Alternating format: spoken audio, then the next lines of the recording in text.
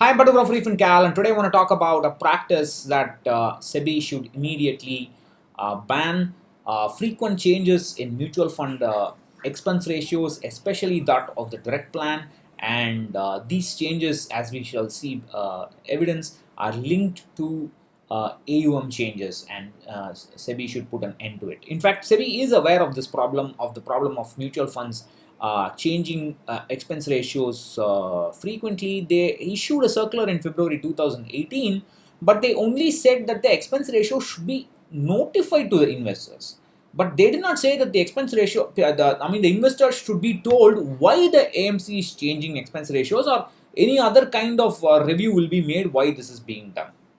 And that, so what now AMCs do is, earlier they were changing it at will without reporting. Now they change it at will by just saying, according to SEBI circular, this dated February 2018, they are changing the expense ratio and so on. It is so annoying, and most people are not aware of this because of a very important problem. The AUM that's reported is the total AUM. Nobody reports the AUM of the direct plan separately, the regular plan separately, and this has to be done so that investors can understand the trend. And when we actually look for this trend, you can see a lot of details as to why they do it.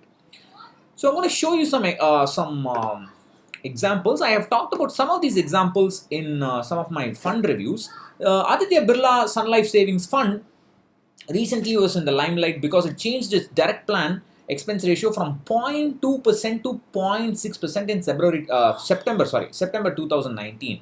The We have to wait for a little while for why they did this analysis to emerge, because another problem is AMFI up to somewhere in 2010 they were updating the AUM data monthly. Now they do it quarterly. I don't see why they can't do it monthly.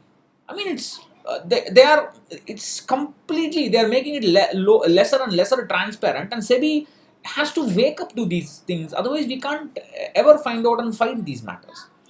So, but this fund has a history of making some abrupt changes. So, this is the expense ratio history of the direct plan of Aditya Birla Savings Fund. Look at these huge spikes. So, I've just shown you. Let's inspect the AUM, the quarterly average of the AUM from somewhere around this point to that point. And between those two arrows, the AUM of the direct plan grew by 43%. That's a huge change. And I have the numbers written down here and so on. And then the next quarter, it moved up by another 20%. And once all this almost 60% change in AUM was registered, the AMC promptly increased the expense ratio again, because they will get so much more additional profit. This is just a disgusting practice and must be put an end to, because it is deceptive. Because I'm looking at a low expense ratio and I'm starting investing in the fund, and then after the AUM comes, they quickly jack it up and get the profit. That's just not on. Everybody, not this Aditya Birla, everybody is doing it. So this is Franklin Focus. Look at these huge dips, bang, and then back up, and then bang down again, and so on. So from July 2014 the expense ratio was 2.21% in July 2014, and it became 0.44% in August. And from the April June 2014 quarter to July September quarter, the direct plan dividend AUM grew by 67%. The direct plan growth AUM grew by 81%. It's just extraordinary. And then it's just even more.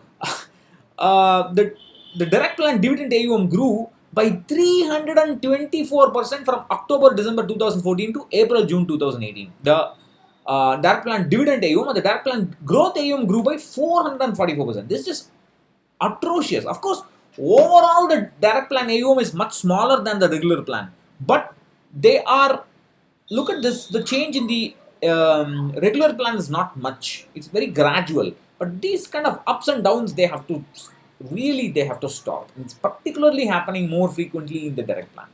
Again, SBI Blue Chip, you can see the blue line here is the direct plan expense ratio. It's dropping nicely down and back up. And when it was down, the direct plan AUM grew by 83%. And then nicely the expense ratio was jacked up when that happened. So it's just, I mean, I can show you again Mirai Asset, which has got a very low expense ratio. Now, I already mentioned don't go by that because they have, I mean, this was already done in the past. You can see that there's one here, down there, and then there's one here. They drop the AO, expense ratio down and then gradually bring it up. And I've also shown you data on why, again, the same case, the dividend has gone. See, you can see the direct plan growth has grown by 65% after the drop, and then 105% again in another from one quarter to the other, and then they slowly jack it up. So it's very standard practice. Why do they do it? It's just a classic. It's a classic modern trick that's used in digital marketing. You have a service, and then you make people get used to it, and then you jack up the expenses. Something like what Geo is planning to do or doing or whatever. Uh, I mean, it's just not on in asset management because when I expense ratio is a very important investment parameter. Before we look at an investment, we should look at the expense ratio because I can't start an investment when the expense ratio is 0.2% and suddenly after 2 months you're telling me it's 1% again. That's just not acceptable. So it is deceptive, and it is you might even, some people might even use stronger language, but it certainly is misleading. What should SEBI do? SEBI should treat an expense ratio change as a change in fundamental attribute. Why? Because when there is a change in fundamental attribute, the investor can leave the fund in a 1 month window without any exit load. So currently TER changes are not part of a fundamental attribute. They must make it. They must disclose the reason for why they are changing the TER and submit the reasoning to SEBI first. You must get the approval and then only disclose it to investors. And again, that option to leave the fund without any exit load must be given. And another problem is in a debt fund, if the exit load suddenly increases, you're trapped for almost 3 years because many people will have to pay tax as per slab, and it will be a huge 30% slab for many people. And if they get trapped into debt funds like that, so that's again the reason why expense ratio changes should be avoided. Frequent changes in expense ratio should be avoided, and they should just regulate it to once a financial year. So that's what I wanted to say on this topic. If you have any questions, comments, please let me know. Bye bye.